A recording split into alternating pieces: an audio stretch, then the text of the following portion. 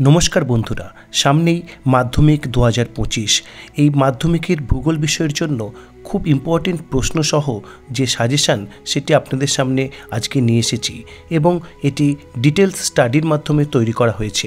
এখানে বলে রাখা ভালো, মাধ্যমিকের যে মোট 4টি বড় প্রশ্ন আসে তার জন্য খুব ইম্পর্টেন্ট 8টি প্রশ্ন আজকের ভিডিওতে আপনারা পেয়ে যাবেন। তার পাশাপাশি থাকবে বেশ কিছু ইম্পর্টেন্ট কোশ্চেন্স, যেগুলি তৈরি করলে এই 4টি বড় প্রশ্নের বিষয়ে আপনারা নিশ্চিত হতে পারবেন। তো শুরু করছি আজকের ভিডিও। প্রথম 5.1.1 এই দাগের যে প্রশ্ন, এখানে যে প্রশ্নের জন্য যেটি ইম্পর্টেন্ট সেটি হচ্ছে প্রথম প্রশ্ন, হিমবাহের ক্ষয়কার্যের ফলে গঠিত 3টি ভূমিরূপ চিত্রসহ বর্ণনা করো। এটি ভেরি ইম্পর্টেন্ট কোশ্চেন্স। এর সঙ্গেই তোমরা তৈরি করে নেবে হিমবাহ ও জলধারার মিলিত সঞ্চয় কার্যের দ্বারা গঠিত 3টি ভূমিরূপ ব্যাখ্যা করো। এটি গেল প্রথম প্রশ্ন। দ্বিতীয় প্রশ্ন হচ্ছে নদীর ক্ষয়কার্যের ফলে গঠিত প্রধান 3টি ভূমিরূপ চিত্রসহ বর্ণনা করো।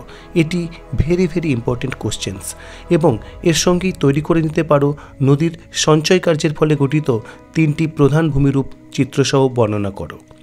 এরপরে 5.1.2 এবং 5.1.3 এই দুটি প্রশ্নের জন্য নিম্নলিখিত এই প্রশ্নগুলো কিন্তু খুব ইম্পর্টেন্ট।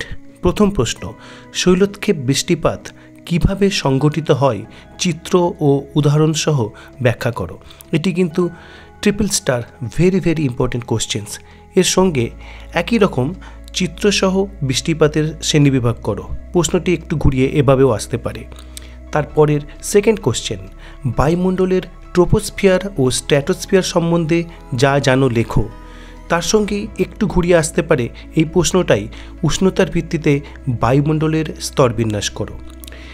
এবং তৃতীয় প্রশ্ন, বায়ুমণ্ডলের উষ্ণতার তারতম্যের প্রধান 3টি কারণ ব্যাখ্যা করো। এটি ভেরি ইম্পর্টেন্ট, ট্রিপল স্টার। এর সঙ্গে তৈরি করে রাখতে পারো চিত্রসহ পৃথিবীর প্রধান চাপবলয়গুলির ব্যাখ্যা। 4 নম্বর প্রশ্ন, নিরক্ষীয় নিম্নচাপ বলয় ও মেরুদেশীয় উচ্চচাপ বলয় সৃষ্টির কারণ ব্যাখ্যা করো এবং এর সঙ্গে তৈরি করে রাখতে পারো নিয়ত বায়ুপ্রবাহের শ্রেণীবিভাগ করো। এরপরে চলে আসছি 5.1.4 এর জন্য নিম্নলিখিত গুরুত্বপূর্ণ প্রশ্ন নিয়ে। এখানে একটি প্রশ্নের জন্য 2টি প্রশ্ন রাখা হয়েছে। জোয়ার ভাটা সৃষ্টির কারণগুলি ব্যাখ্যা করো। এটি ভেরি ইম্পর্টেন্ট কোশ্চেন এবং তার সঙ্গে রয়েছে সমুদ্র স্রোত সৃষ্টির কারণগুলি ব্যাখ্যা করো। এটিও সমান ইম্পর্টেন্ট, অর্থাৎ ভেরি ইম্পর্টেন্ট কোশ্চেন্স। এবার চলে আসছি আমাদের ভারতের যে অংশ সেখান থেকে। এখানে 5.2.1, 5.2.2, 5.2.3 এবং 5.2.4 মোট 4টি প্রশ্ন থাকবে। সেখান থেকে লিখতে হবে 2টি প্রশ্নের উত্তর। এর জন্য নিম্নলিখিত প্রশ্নগুলি খুবই ইম্পর্টেন্ট। প্রথম প্রশ্ন, উত্তর ও দক্ষিণ ভারতের নদ নদীর পার্থক্য লেখো।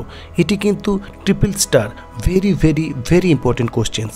একদম সুন্দরভাবে এটি তৈরি করতে হবে। সেকেন্ড প্রশ্ন, ভারতের পূর্ব ও পশ্চিম উপকূলের পার্থক্য লেখো। 3 নম্বর প্রশ্ন, ভারতের পশ্চিম হিমালয়ের ভূপ্রাকৃতিক বৈশিষ্ট্যর বিবরণ দাও। পরবর্তী প্রশ্ন, ভারতের পলিমৃত্তিকা ও কৃষ্ণমৃত্তিকার বৈশিষ্ট্য লেখো। এর সঙ্গেই 5 নম্বর প্রশ্ন চলে আসছে, ভারতের জলবায়ুর নিয়ন্ত্রকগুলি কী। এরপরে কৃষির অধ্যায় থেকে বা চ্যাপ্টার থেকে খুব ইম্পর্টেন্ট যে প্রশ্ন সেটি হচ্ছে কার্পাস উৎপাদনের অনুকূল প্রাকৃতিক পরিবেশের বিবরণ দাও।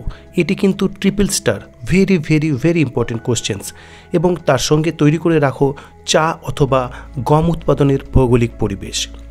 এরপরে শিল্পের যে অংশ সেখান থেকে তৈরি করবে পূর্ব ও মধ্য ভারতে লৌহ ও ইস্পাত শিল্প কেন গড়ে উঠেছে।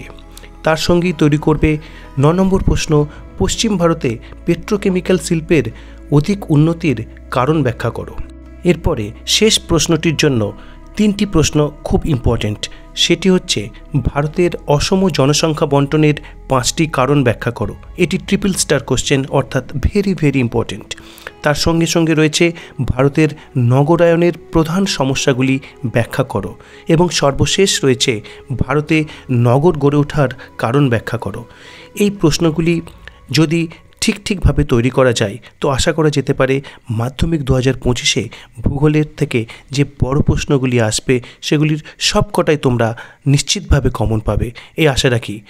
এই সম্পর্কিত কোনো প্রশ্ন থাকলে অবশ্যই আপনারা কমেন্ট করবেন। ধন্যবাদ আজকের ভিডিও দেখার জন্য।